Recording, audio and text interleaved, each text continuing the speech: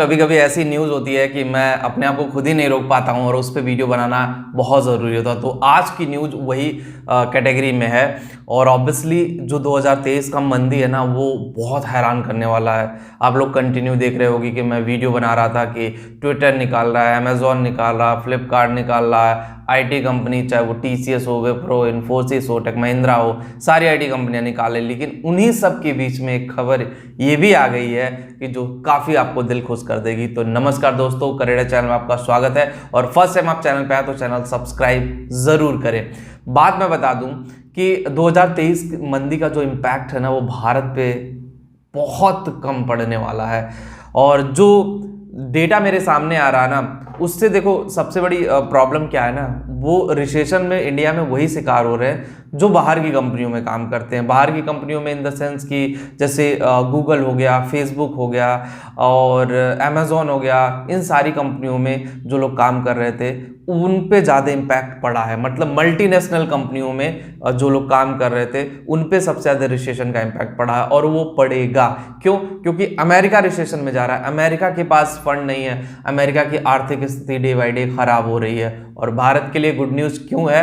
क्योंकि अब भारत ने बहुत सारे देशों से रुपये में पेमेंट लेना शुरू कर दिया। अब रुपया में पेमेंट लेना शुरू होने से क्या हो जाएगा कि रुपया थोड़ा सा मजबूत होगा। अभी उतना नहीं है, लेकिन आने वाले वक्त में 2-4-6 महीनों में, क्योंकि रूस से डील हो गई कि रूस जो है अगर पेमेंट करेगा वो रुपए में करेगा, डॉलर में पेमेंटिंग नहीं होगी। अगर दूसरे किसी करेंसी में पेमेंट होती है भारत देश में ना, तो उस देश की करेंसी की वैल्यू बढ़ती है कि इस देश की करेंसी मल्टीपल टाइम यूज हो रही है, उससे उस देश की इनकम होती है। तो ऑब्वियसली वहां पे चीजें उस तरह से काम करेंगे। लेकिन 2023 में अब रुपया धीरे धीरे जैसे स्ट्रांग होगा ना, हमारा देश अमेरिका का टक्कर का बनेगा और वहां से चीजें निकल के आएंगे। फिर आपको लगेगा नहीं, काश हमारे यहाँ बहुत अच्छा हो रहा है, चीज़ें अच्छी हो रही है। और मैं खुद फ्रैंकली चाहता हूँ ना, रिसेशन मत आए यार।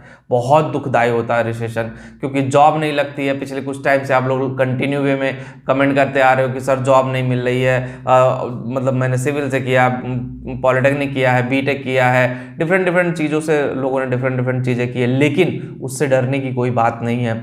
जो रिसेशन है ना, वो शायद देखो इम्पैक्ट बस सॉफ्टवेयर इंडस्ट्री को सबसे ज़्यादा कर रहा। तो देखो, क्योंकि सॉफ्टवेयर इंडस्ट्री जब कोई इंडस्ट्री हिट होती है ना, तो उसका वर्ल्ड वाइड ग्लोबली इम्पैक्ट पड़ता है।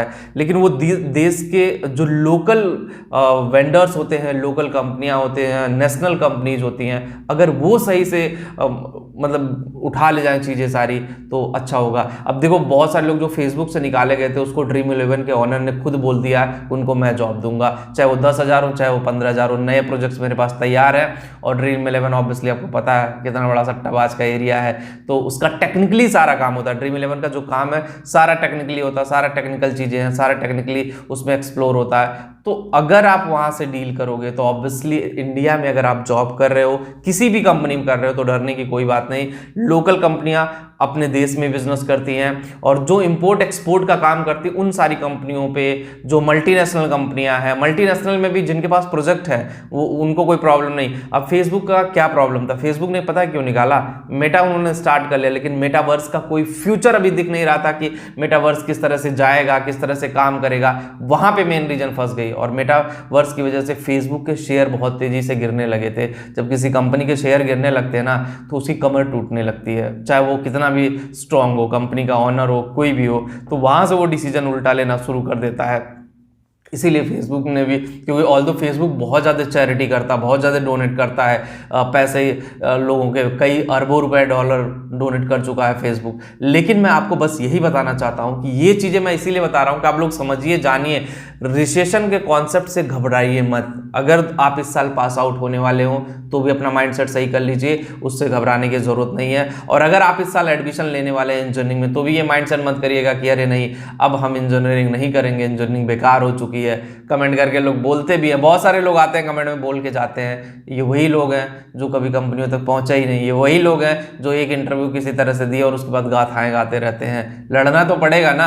आप टीम इंडिया के बारे में बात करते हो, टीम इंडिया मैच हार गई क्योंकि टीम इंडिया ने लड़ा नहीं सेमीफाइनल में, तो आप भी लाइफ भी तो उसी तरह से है। आपको फाइट तो करनी पड़ेगी और अच्छे से फाइट करनी पड़ेगी। जब आप अच्छे से फाइट करोगे तो ऑब्वियसली आपका करियर अच्छे डायरेक्शन में जाएगा और आपको अच्छी खासी अपॉर्चुनिटी मिलेगी। देखो, हर कोई पैसा कमाना चाहता है, पहले पढ़ाई जो थी वो सिर्फ सम्मानजनक ओरिएंटेड पढ़ाई थी। अब वो बात नहीं रहेगी, अब तो है मनी माइंडसेट वाली पढ़ाई है। ऑब्वियसली सबका माइंडसेट होता है कि हम कुछ पढ़ रहे हैं तो आउटपुट तो कुछ होना चाहिए। अगर पैसे नहीं मिलेंगे उस पढ़ाई को करने के बाद तो आज के ज़माने में कोई पढ़ने वाला नहीं है। तो बस आज के वीडियो में इतना ही होगा। इस वीडियो आपको अच्छी लगी होगी। जो लोग टेलीग्राम पे हो करेडा चैनल टेलीग्राम पे भी डिस्क्रिप्शन में लिंक दे रहा हूँ, कमेंट में पिन कर दे रहा हूँ, टेलीग्राम पे भी जाके ज्वाइन जरूर करें। Thank you.